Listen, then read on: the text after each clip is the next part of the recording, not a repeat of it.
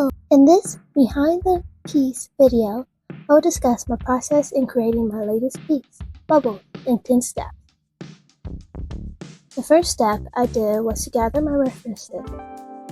Here are some photos that I've taken from a video of my daughter popping bubbles. The photo that I will mainly use will be this one right here. In the next step, using my main photo, I created the structure of my piece. In this step, I visualized the placement of my figure, the line of action, and any background elements. The structure drawing consists of simple 3D shapes, like spheres, cubes, and cylinders.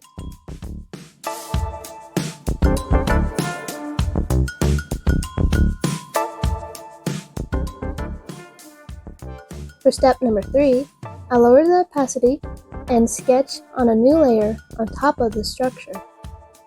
This process is more detail-oriented. I start with the facial expression and work my way around and down.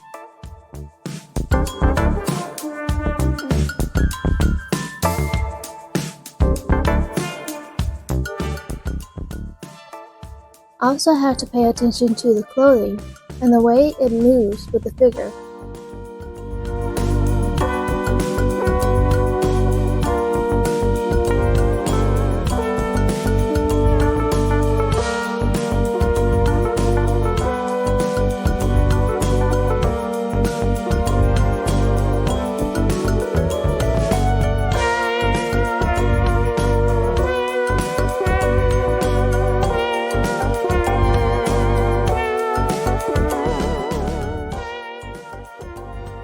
I lower the opacity again and sharpen the sketch with a line on a new layer for step number 4. This is a simple step as I am basically tracing the sketch with a single line weight.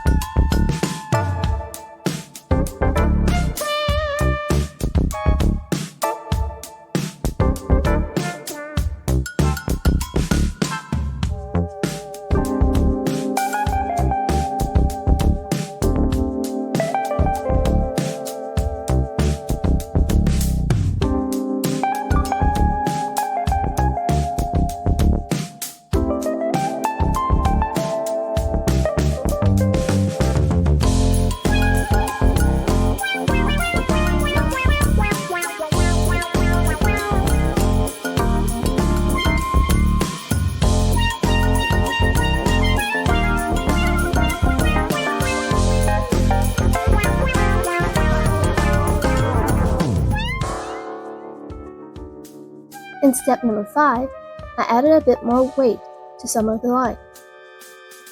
You won't be able to see much from this distance, so let me zoom in on the hand.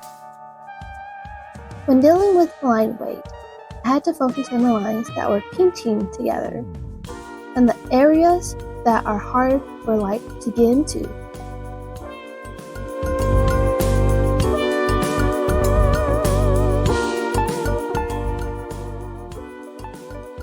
Zooming out now, you'll be able to see subtle changes in the line art.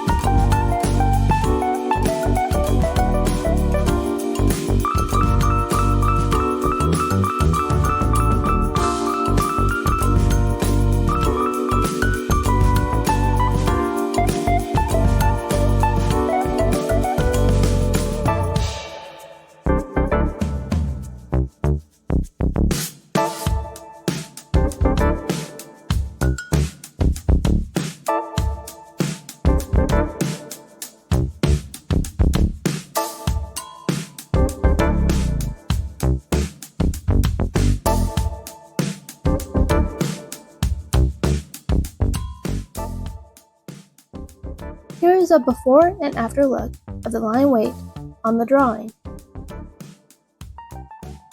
In step number 6, on a new layer under the line art, I apply the base color first, and then the flat colors.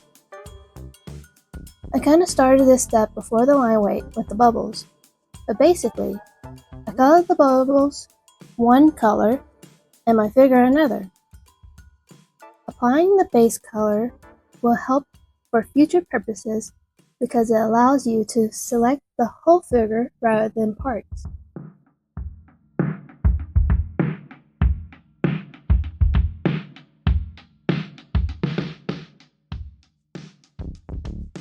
On a new layer above the base color, I started my flats. Selecting the base colors now will help me stay within the lines as I change colors. I used the reference photo again for a more accurate color placement for the figure.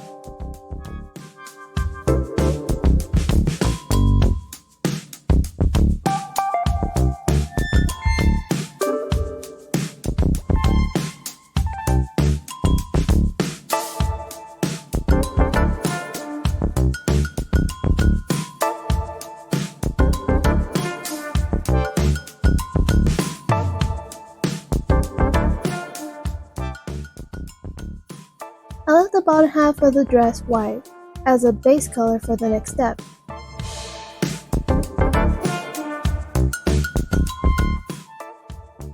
I also applied the extra flesh tone to the palms and bottoms of the feet.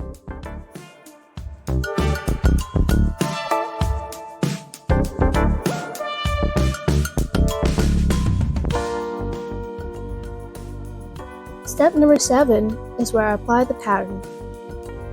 Looking at my reference, I notice that there are 2 sets of butterflies. There are some in the background, which are lighter in color, and some in the foreground, which are darker and more defined. I used the butterfly brush from Ibis Paint to create this pattern, filling in the back butterflies to make them blend in.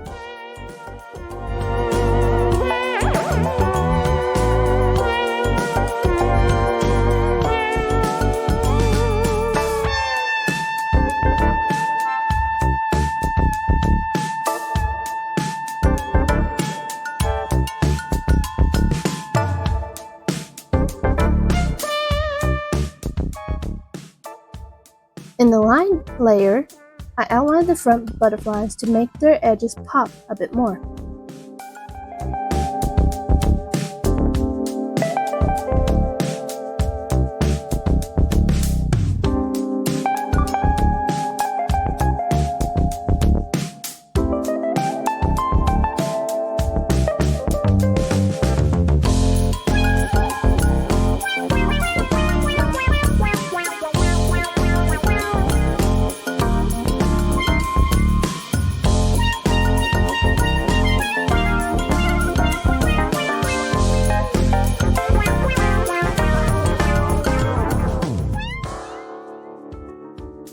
I experimented with the blending mode for step number 8 by playing with the line layer and making some necessary adjustments. As you can see, the line art is changing in both color and value as I am toggling through all of the options. I think the one I chose was soft light.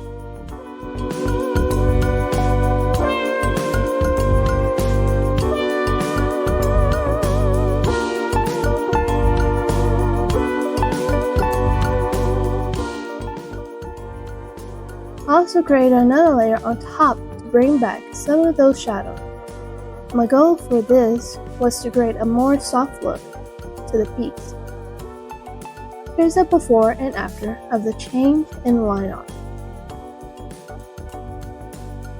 Step number 9 is when I added the shadows and highlights. This is the fun part for me because I like how it really makes the figure come to life.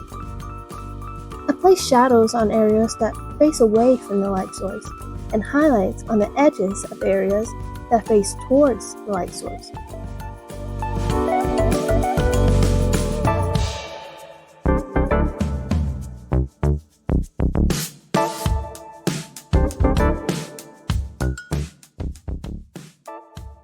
And here's a before and after of applying the shadows and highlights.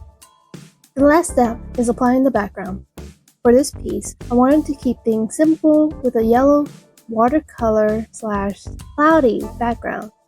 I also erased and added a bit more color to the bubbles, and dropped shadows to both them and my figure.